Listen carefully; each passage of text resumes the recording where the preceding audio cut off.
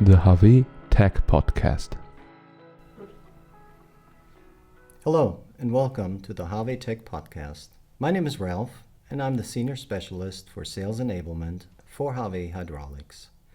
Today's topic is, why are there so many different load-holding valve types in our product range? Maybe you've asked yourself that same question. To answer this, I've invited a colleague of mine today, Alper, who works as Product Manager for load-holding valves. Welcome, Alper. Thanks for having me, Ralph. I'm happy to do this podcast with you. I'm very happy to have you here. Now, answer us the first question. Why are there so many different load-holding valves at HAWE? Different applications and installation designs require different products. Makes sense, but what load-holding valves do we have, and how did that come about? It all started about 50 years ago. Back then, we started with our first load-holding valve, LHK. As then, the requirements and the applications became more complex over time. We started with LHDV. It is especially good for oscillation-prone applications. With the aim to combine the best of both worlds, we launched at the end of the 90s LHT. Okay. It is positioned between LHK and LHDV. Okay, so I count 3 different series in this program, is that correct? No, in fact we have more. We didn't have cartridge valves in our product range.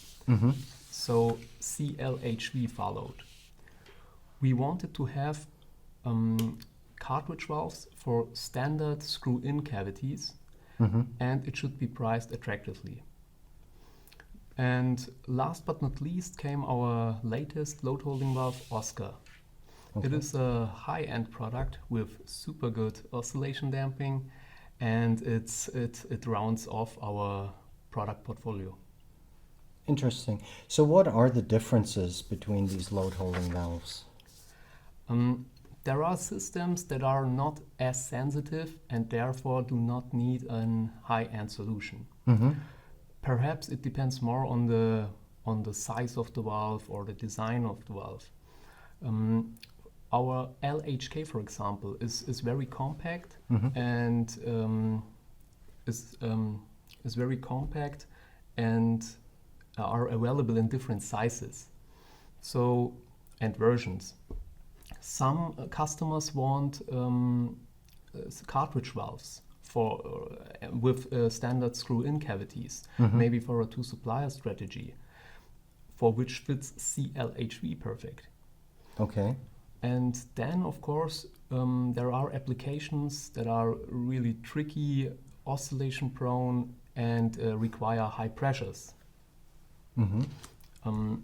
You may be familiar with the concrete pumps. Yes. The trucks with the long boom, the hoses and all. Where the concrete flows through, and this is supposed to arrive precisely maybe on the 5th floor of a building. Over this long distance, that can be very shaky, and where the load holding the valve must work against it. This is an example for which fits LHDV perfect. Okay, that makes sense now. I can understand the differences a little bit better. But how would I go about making the right selection? You always need to know where it will be applied, and the selection depends very much on that. Means load-holding valves should be adapted to the applications. Many factors play a role.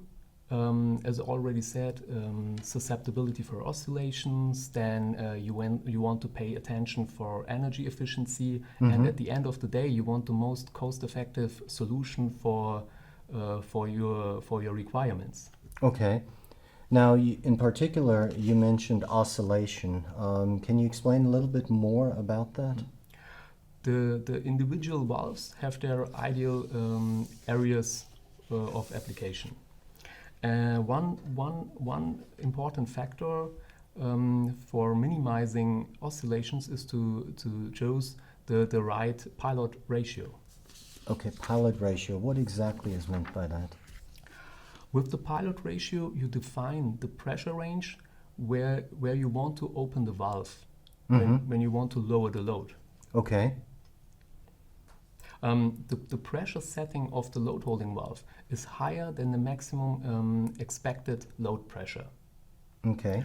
So when the load pressure is applied, the load is held for the time being and does not drop.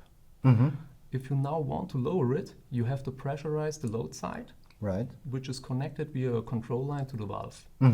And depending on the selected pilot ratio, you need more or less pressure to open the valve. Okay, I can understand. For the selection can be set, and lower pilot ratio, for example 3:1, requires a higher pilot pressure and generates therefore more preload. And it is therefore not quite as good in terms of energy efficiency, but it is very good for oscillations. It Okay. performs better. Now, does that also mean the opposite is true? So that if you have a higher pilot ratio, for example, 9:1. Yeah, exactly. If you have a higher pilot ratio, you need a lower pilot pressure, and it is therefore energetically better, but it is also more sensitive for oscillations. Okay. So it's always a matter of finding the right balance between the energy efficiency and the stability of the application. Do I understand that correctly? That's exactly how it is. Okay. Now, for which applications are load holding valves suitable? When it comes to low or medium oscillations, we are talking about municipal vehicles, suction excavators, telescopic loaders, or harvesters, drilling rigs. And when it comes to high pressures, we are talking about concrete pump, about firefighting trucks, and maybe cranes. Okay. Imagine you are sitting in the basket of an extended firefighting ladder at a height of over 20 meters, and in this position you want to avoid any oscillations. And Definitely. therefore it is crucial to choose the right product. Makes sense. That's really good. So, as we can see, there's really a suitable solution for every application. So, what I take from this right now, and correct me if I'm wrong, but what I heard from you is due to the wide product range, we have many options for finding the right product for the customer. Yes. And different applications require different solutions, and that is why we have so many different load holding valves in our portfolio. Is that correct? Yes, that's it.